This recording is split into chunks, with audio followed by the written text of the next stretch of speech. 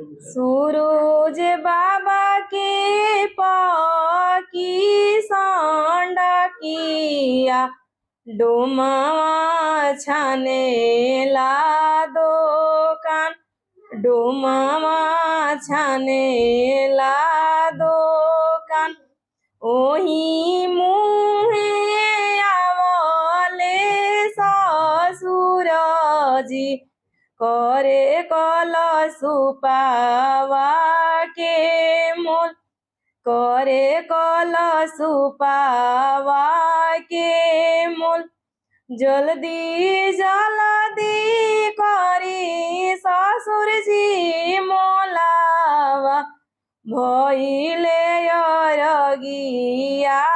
के बेर भइले हाथ जोड़िया के बेर भइले दंडवतिया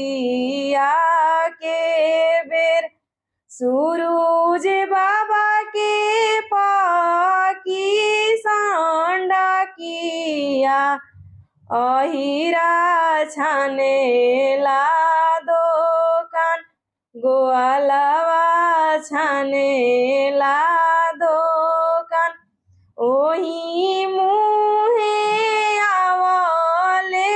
स्वामी अजी करे लगले दूधावा के मूल करे लगले घिउआ के मूल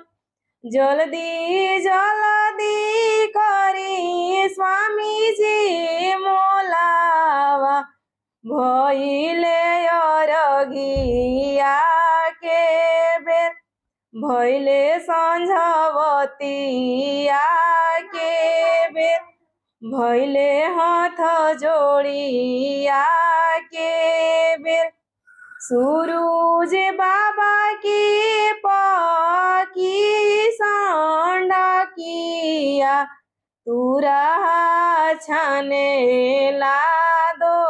कान तुरा छाने ला दो कान ओही मुहे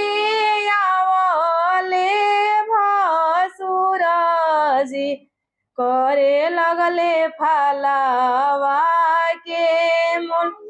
करे लगले फालावा के मोल जल्दी जल्दी करी भसुरजी मोलावा